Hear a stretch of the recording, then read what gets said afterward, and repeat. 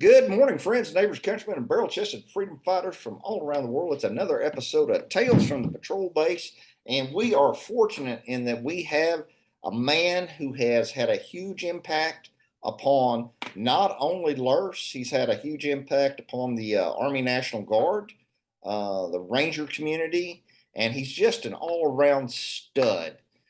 We have retired Lieutenant Colonel Jameson Kirby, and sir, again, welcome to our Tales from Patrol Base. Hey, thanks, Jared. Thanks for asking me. I'm not sure if I can live up to that legendary status, but I'll try to do it and impress people. No worries. Well, you've impressed a lot of people. Hey, sir, could you kind of tell us how you wound your backstory? You know, kind of how you got in the Army, or where you came from, and how you wound up where you wound up. Kind of probably typical American story. Bored guy graduates high school, doesn't have a good plan put together, but the Army had money to go to college, and the Army had money to be an airborne ranger. So I said, sign me up. I can buy a car and I can do all those things that I want to do. Yeah. So I went in through that program. You had to make it through RIP at that time, if you remember that program. Mm-hmm. And then you got your bonus money, and I went to 1st Ranger Battalion from there. So Living the dream at the Hunter Army Airfield. Oh yeah. Well, so only place hotter and more humid than Fort Polk, right? Well, that's true. That's true. Well, I mean, there were some legendary people running around that place in the let's see, you were there late 80s. Yeah, I was there mid 80s to right before the Panama invasion, Mm-hmm. and I left and went to Bragg, and then I got out. I had 6 years, to do to get the maximum amount of money so I could buy me a nice sports car, Mm-hmm. and then I went to college after that. Yeah. Well, because you wound up going to H Company, and how did that happen? Yeah, I think, and you probably remember this name. He recently retired, Mike McGuire. I don't know Mm. if you know that name. So Uh, he was he was in the LRSC unit, and he was in that S&P program where he was going to college, and working in a unit. And mhm. he and I were going to the same university, and he told me about the Guard and told me about the program in his college ROTC. And I'm like, yeah, I don't want to do that shit right now. And Yeah. I kind of put it off for about a year before I committed to either one of those programs. But yeah, that's how I got introduced to the LRSC unit, was through Mike McGuire. And he just retired. He went in the reserves and retired as an 06. So Oh wow. congrats to him. Yeah, yeah. Uh-huh. Well, what was it? Was it 122nd or 121st? H Company 121st, 122nd back then. I'm confused, Jerry. I don't know. It was 121st, 122nd. We went through a lot of It was lineage and name Carter's. changes back then, but we were in Yeah. Cartersville, yeah, and had this little compound that was isolated off from any other unit. It was basically by itself there. One of the stories I was going to tell you, we always had to do that annual riot control training. Mm-hmm. Well, one of those trainings that we did there in Cartersville, because it sat kind of in the hood, let's say, Yeah. in the neighborhood that it was in over there, and we had a few people that were instigators in the crowd that were coming up to us and kind of bum rushing the line. Yeah. And it just so happened the neighborhood we were in, there's a lady sitting on her front porch, and the guy who was an instigator was one of our black soldiers that was a commo guy. Mm-hmm. And we end up knocking him down, and the soldiers roughed him up. And then this lady gets up on her porch and starts screaming, "Y'all quit beating up that black boy." And then we started thinking about it. We're like, he's one of the only black kids in the unit. And we all felt like crap afterwards. We're like, man, we just roughed him up. And we looked around. We're like, yeah, I think he's the only black guy out here. We're like, hey, sorry. It's part of like a training exercise. But we're beating up on a combo dude. We're not beating him yeah, up. yeah, we just beat him up a little bit. He's He's our a support guy. guy. Come on. Oh. But a lot of good stories from that part. At that time they were split up. They had, I guess it was two of the platoons in Cartersville and then one up in Somerville. Mm-hmm. And it was kind of weird because it really, was two different units. Yeah. And when they brought them together in Noonan, everybody really fought it because the Somerville crowd was a whole different animal. They Yeah. were North Georgia bunch. But when we got together, everybody saw we, had a lot of the same in common. And of Mhm. course, everybody bonded and got along. But it was a hard move in the beginning to put those two units together. Yeah, I can understand because detachments they develop their own personality. Yeah, absolutely. And they were a small unit, so they pretty much did whatever they wanted. And then the commander sat in Cartersville. At the time, it was Al Fracker. You probably remember that name. Yeah, I've heard the And name. yeah, he was a Golden Gloves boxer who actually got into West Point, I believe, as a boxer. Wow, So he I was didn't a know that. serious. Yeah, he was a serious boxer. I think he went to get in bar fights just for fun, just to see if he could beat somebody up. Hey, But yeah, smart Carter. yeah, but he was a commander, and then like I said, everything got brought together when we took over that space in Noonan. Well, and there you had high quality NCOs there. Everybody was just all, Yeah, like yeah, you said earlier, absolutely. off active duty and from good units. So it's hard to beat that. And Yeah, and it brought the best together of that because you had guys that they were actually in LRSC units, so they were in scout units, 82nd guys, 101st guys, Ranger Regiment guys, mhm, and you got to see that hey, these are all the same kind of guys. mhm, They just weren't in the same units. That's yeah, yeah. yeah. Well, and so you got there. You were there. You were a young E5, and you wound up becoming pretty much the pre-Ranger guru for the Army National Guard for many years. And Yeah. Well, go ahead, Jerry. Sorry. Go ahead. Sorry. yeah, you kind of became the guru for getting Army guy or National Guard guys through Ranger School. And Yeah. how did you Well, wind up before doing that, that? I'd like to take the story in order. Was the counter drug program? Oh yeah, yeah, yeah.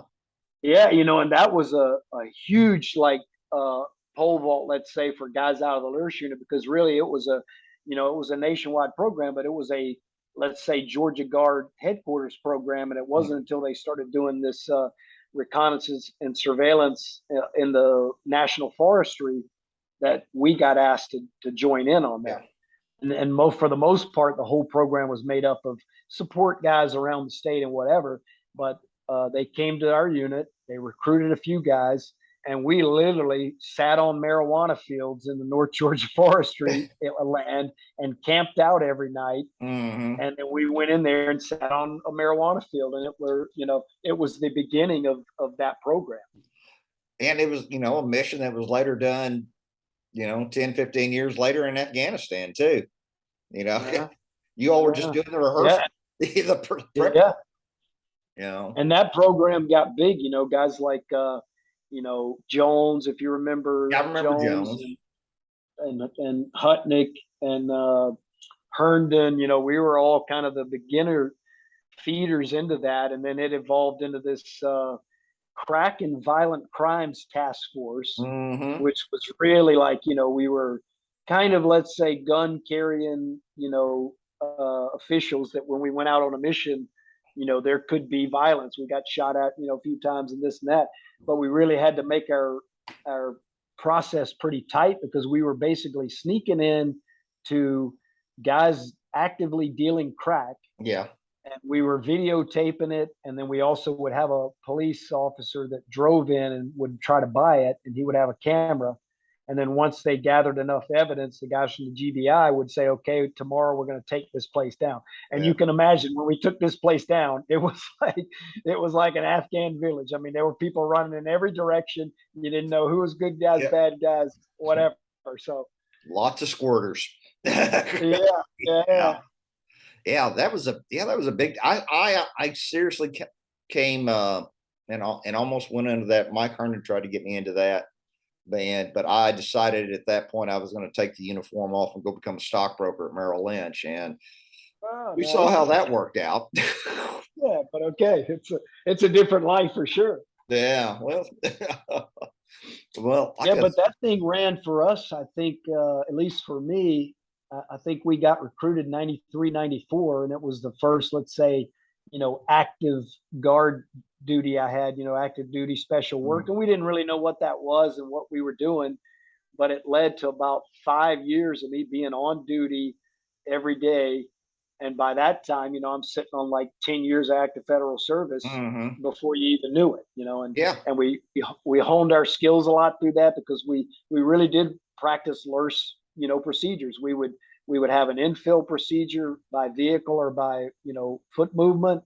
We would have a rally point in there. We would have an exfil. We would have emergency Mm-hmm. exfil. I mean, we had all that built in. We trained on the weapons. We trained on the comms, blah, blah, blah. So we kind of did all of that, but in more of like a police and real like urban setting, Yeah. you know? Yeah, well, that's one thing, I saw developing in the GWAT was urban reconnaissance. And that Uh, was something we really didn't practice in the yeah. 80s and 90s, but it, And that brings up a good point, Jerry, because it was before that time, and you really could have used a lot of the guys that were doing that, because every state had that, and every mhm, state was doing something similar to what we were, but like every state, they had their own slant to it. But we were really doing urban ops. Sometimes we got compromised. yeah, Sometimes we were walking into a place, and we were always trying to wear something that kind of blended into the night activity we were in, but sometimes people knew you're not supposed to be here. What are you doing? And the whole night was off. We well, were on the run, and we were calling for extraction, and there were mhm, dudes screaming to the crack dealers, "There's police in the woods, popo, popo." yeah, We start getting shots through the wood line, 9 millimeter. What did you call it? Tech nines. Those yeah, little. It's like a little Uzi or something. mhm. Well, But that's yeah, I was fortunate, I was privileged to be in 3 different LRS units, and every one of them in the guard LRS units, I mean, there was a lot of those guys were counter drilled. A lot of guys were counter drilled, yeah. and it, And I think, like a lot of the things we talked about before, that got kind of taken to the next level by Herndon and Shiloh Crane and yeah, his crew, when they really amped it up, where they had vehicles and they started thinking about a real, next level thing. We were just walking around in the woods with a radio and a backpack when I was doing mhm, it. And so it was pretty raw, but they saw the potential for it to be more, you yeah, know? absolutely. Yeah.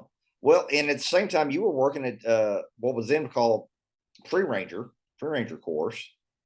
And could you expand on that a little bit, sir? Yeah, so what happened is, when I finished college, I put in a packet to go to OCS, Hmm. and when I went through OCS, of course, you're connected to that guard office. It's there in Building 4, Hmm. and I got recruited to take over the job. And at Hmm. first, I'm like, "What the heck is that? What am I supposed to be doing?" And the guy who was running it was Shane Lazenby, he was an infantry officer in the LRS unit, but he was going to law school. Yeah. Shane, good man. And yeah, yeah. And so later on, he went on. His story. He went on to active duty and was a lawyer, and now he has his own practice, and has a great life. And he and I still talk from time to time. But Mhm. so I took it over from him, and he was a pure guard guy from his background, and I was connected to the active duty a bit, and the Ranger Regiment and all that. So when I took it over, I kind of just went right into that. I went over to 75th Pre Ranger, and I went to RTB, and Mhm. threw myself in there, and I ran with them in the morning. I jumped out of airplanes with them. And Mhm. after 6 months of that, you were indigenous then. They took me right in, and I had no problem getting anything I needed at Yeah. that point. Well, you were extremely well connected at Fort Benning, as I recall. Extremely well. Yeah, and before that point, it was just looked at as, hey, it's this, little program. These guys are over there doing their own thing. But we actually brought together. It's funny because some of the guys who had been my privates in the regiment were now instructors at Benning for the Mhm. regimental pre ranger, and we combined the class together. So I had a small group of 10 or 15. They had 15 or 20, and we made a solid platoon out of it, and we actually did the patrolling phase together for a while, and it was great because you got Yeah. guys from that are going to be in ranger school together anyway. They Yeah. might be in the same platoon, same squad, whatever. and Well, I uh, remember. and then we shared resources, of course, because in Yeah. those days there was not a lot of anything. So Did you You ever make know, up for those? Did you ever make up for those 2 radio batteries I lost? who knows? You know, I was thinking about things like compasses and protractors Yeah. and things like that were this commodity. And then all of a sudden we had some printing budget. And this is where you know how when you get made, you'd be a made man in the mafia or something. This is where I was a made man. Mm, So I had the colonel who worked on binning print me like, and I'm not joking, 1,000 Ranger handbooks. yeah. And then they also made us like 10,000 protractors. Yeah. And I went around binning, and anyone who needed Ranger handbooks, I was like, you know what? I may be able to find some for you, you know? And I would hand these things out, and people were like, you are a freaking god. Where did you get these? And they, don't worry about where I got them. Just remember where you got them. I and, got and resources. one day, you might know the famous guy. He was a famous RI, but before that, Marine and this and that. Grenier, Oh Sergeant yeah. Grenier. The guy was Yeah. a a legend at RTB. He used to run across people's stomachs during PT and doing flutter kicks. And so one day he asked me. He was a first sergeant in one of the companies, and I went over there for an RI briefing. He used to talk like, he's like, "Hey Ranger," and I was a lieutenant. He's like, "Sir, I need some protractors. Do you know where I can find them?" I'm like, "No problem. I think I can find you some." So I come back with like a box of these things. There was like 1,000 in the box. Yeah. And literally, he's in a meeting with his guys. All of his RIs are around the desk, and I'm standing kind of in the background, being patient, waiting. And he's like, "Sir, what do you need?" And I said, "I have something for you." And I present this box, and he gets on his knees in front of his whole company. And he's like, "Sir, who do you want me to kill for you?" And he was serious, I could tell the look in his face. I'm like, he's freaking serious. I'm like, nothing now, but I'll take a rain check for that. Maybe later I'll need some help. He's like, "It's done, sir. Whatever you need, it's done." So whenever I walked into B Company, Fourth RTB, I could get whatever I needed from that day forward. Well, I remember that one time I worked for you, we went over there and you were like, yeah, everybody knew you. Everybody, yeah, you were family at RTB without a doubt. Yeah, and we got brought inside of there, and I think there were let's say good and bad, like all things to that, because they brought us into RTB, and I think the plan from their side and the leadership was, hey, we got extra people and we got Hmm. extra resources and things to do, and we kind of got lost in the fog, if you will, of what is RTB. We the first week was a pre-ranger course where we Yeah, had the guys pure, and then the second week they fed into 0 week, and yeah, I was commander for the group who ran 0 week. yeah, So we had 300 guys, and we yeah. dumped our 15 or 20 into the In group there, of 300. yeah. Was Adam Rosario there at that time? Name sounds familiar. Yeah, Yeah. he's a Texas guy, Yeah, yeah. Texas LRSC guy.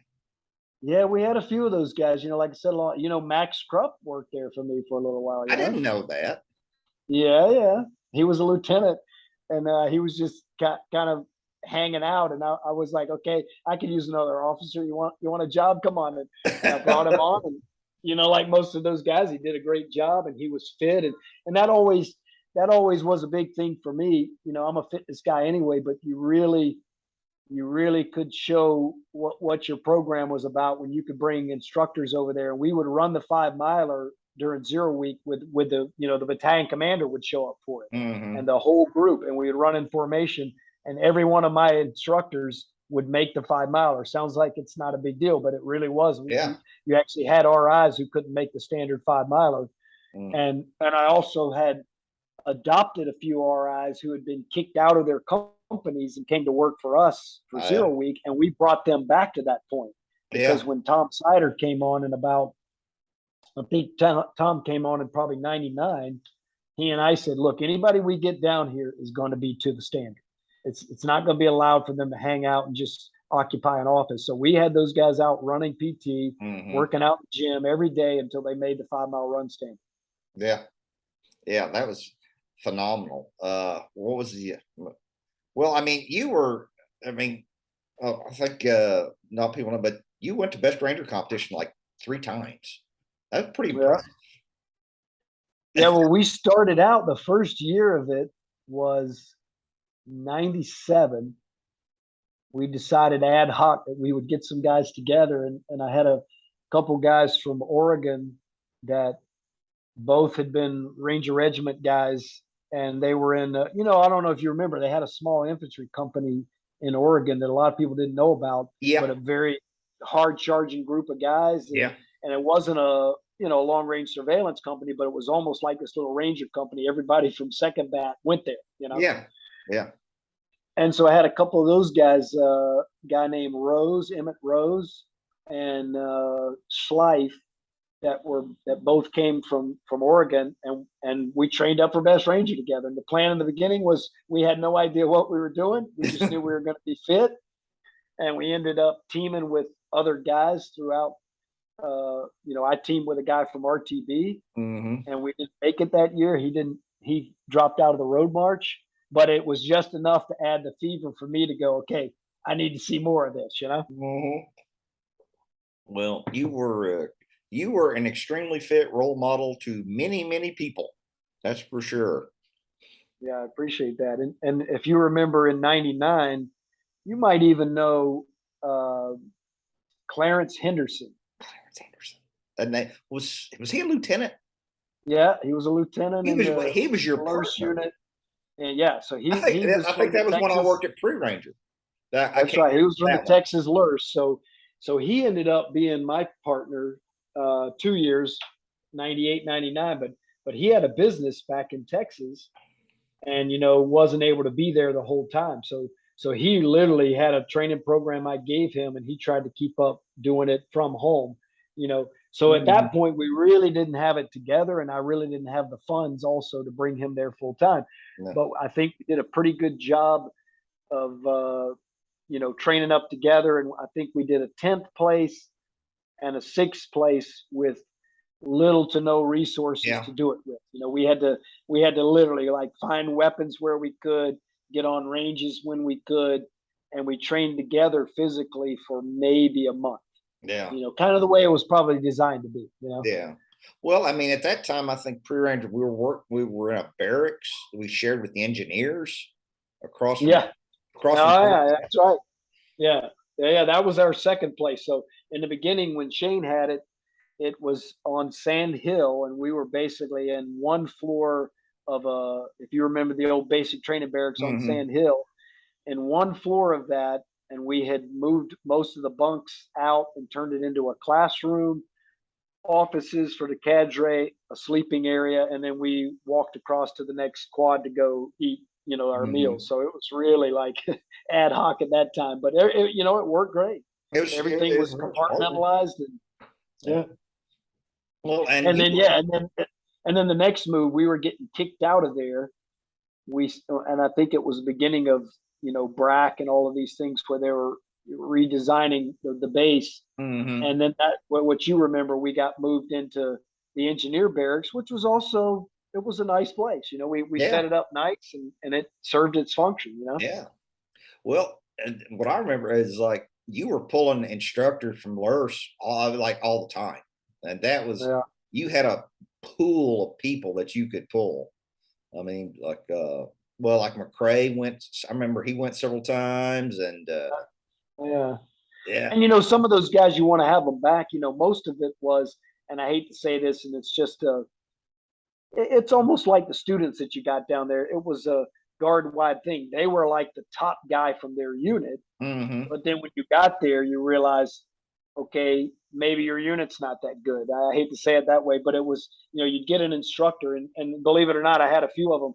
Few instructors showed up that didn't even have a tab. Oh my God. We ended up doing tab checks on him after he got there, and then he find out he couldn't run, and didn't know anything, didn't know anybody from the Rangers, and then you're like, Uh, sounds a little bit shady, and we'd run it to ground. So then I mm, had to really start doing actual tab checks. So RTB has that system, you can yeah. go over there with their information, and they can pull them up. So I had to start doing that Yeah. after a couple of years. Yeah. Well, I tell you what, it's grown into a huge, huge program, and it's something to be very, very proud of. Yeah, and I'll talk about the Tom days when we get to the WTC part of the story, because those were the years the same way where it really got catapulted to the next level. Mm-hmm. And like I said, those instructors in those days, once you got a good one, you wanted to keep him. But the Yeah. problem was he was either on orders, same thing, counter drug orders or state orders, or he had a real job because he's a good guy. So to try to find a guy that you said, look, I can only keep you on order for 1 month, and then you have to go home. It Yeah. just wasn't working, and I begged and pleaded over the years to get at least 6-month orders cut for guys. And I think it was probably about, I don't know, 4 or 5 years into it, Mm-hmm. I actually got guys that could come down and stay for 6 months at a time. Yeah. Yeah. And I remember when I was there I came down for one class, and I had to go back to work because I was basically I had got laid off from work. And I remember that's how I walked up to you. It's like, hey, sir, I'm unemployed right now. I'm laid off. Can I come and work for you? Yeah, okay, of course. I mean, those were the days you remember we had, like you said, McCrae, Boatner. Yeah.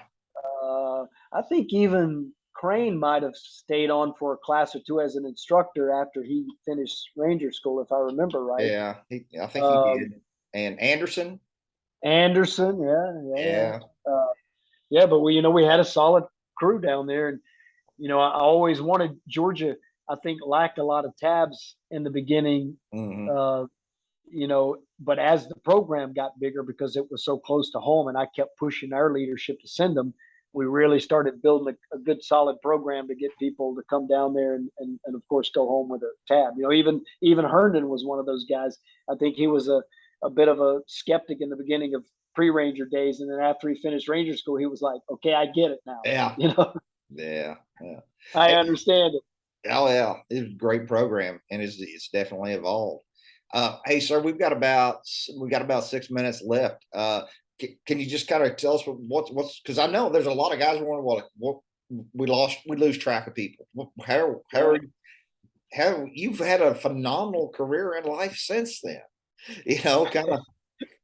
I got swept away in the Title 10 world. None of it's really interesting.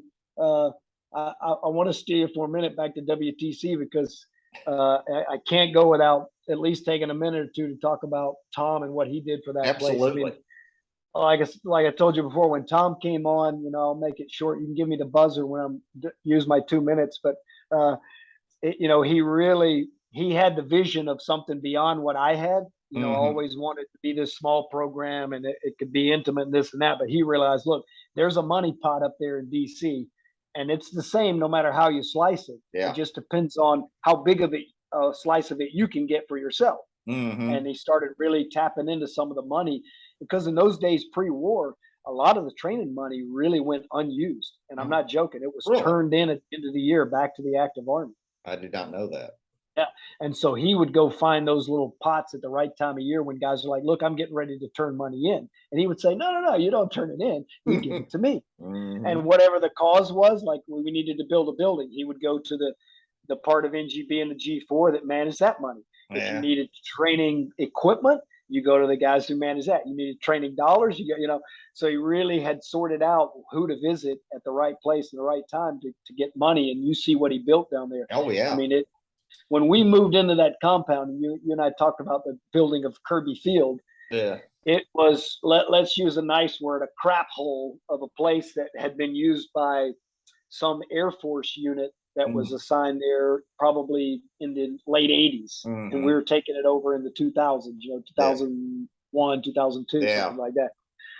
And it needed a lot of work, but we had people who were dedicated to making it something, and people who had vision like Tom to see that it could be so much bigger and that it could be a training battalion rather than just this, small little training detachment. Yeah. Well, like I said, it is. I am glad there's a Kirby Field, and I'm glad you're still alive to make fun of it, sir. Yeah. Like I said, there's still a blank space at the bottom there. It'll probably say something like killed in a CIA raid in Belgrade, Serbia in 2028, something like that. There's still room for that. So whatever goes in there, maybe my wife will kill me or something. You can put that on there. But, and I tell you, I think a lot of guys don't realize that you live in Serbia now. So, I think that's phenomenal. Well, I had this vision when I was set to retire. I'd gotten to a point at NGB where work was just not exciting anymore. I wasn't getting to be around troops and to be around what you feel like is the core of what a soldier is, even though you're making a lot of impact. I mean, I managed the individual training budget. The first year I was there, it was $1 billion. I mean, literally, it was my money to sort out and spend every bit of it by the end of the year. Wow. That was my direction from the boss. Be within 3% or you're gonna suffer. So it was a hard job, but you still really feel like you're so far. I mean, I wanted to visit training sites, but I never got to. Yeah. I wanted to visit soldiers that I didn't get to because I was busy doing that daily, grind in the, the Pentagon, let's say. God's work of distributing the money to states. But so when I was up there, I decided to call it quits and retire. And I'll use the term loosely. A friend of mine called me and said, "Hey, I saw that you put in your paperwork to retire." And I was like, "Yeah." He said, "Look, I have a job for you." And I said, "Dude, if you were standing here, I would punch you right in your face. Don't call me again." He's like, "No, hear me out." He said, "I heard you thought about moving to Europe." I said, "Okay, go on." "I have a job in Germany, working with UCOM and SOCUR, and it's right for you. You can go there, but you have to spend 2 years there because you can't retire with less time on station than that. Yeah. And then you also need to leave next month." Yeah. Oh, okay. So I was like, "Dude, F off. Okay. I'll call my wife and mention it to her, and she'll say no immediately, and then we'll be done with this conversation." So I called my wife and I was like, "Hey, I got a job offer to go stay on active duty and go to Germany for 2 years. What do you think?" She's like, "Yep, let's do it." Just like that, without any hesitation, she accepted. I'm like, "Come on, you were supposed to make this easier for me." And so I end up taking that job, moving to Germany, and great job. I got another good program I got to manage there. And then instead of moving west back to the US when I retired, I asked my wife, I said, "What would you think about moving to Serbia?" Because she's originally from Serbia and she'd spent 20 years in the US. Yeah. And she said, "No, my family and my friends said, never come back there. You did the best thing by getting out of here as a teenager and never coming back." And I said, "Yeah, but if we don't like it, we can leave. We can stay there 2 years, 3 years, 5 years, and we can get the hell out." Okay. Yep. Go ahead, sir. Okay.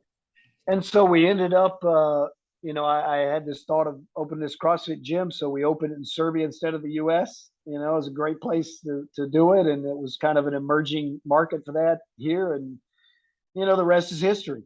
Hey, man, sir, that's a phenomenal story. And it has been a true pleasure to visit with you again.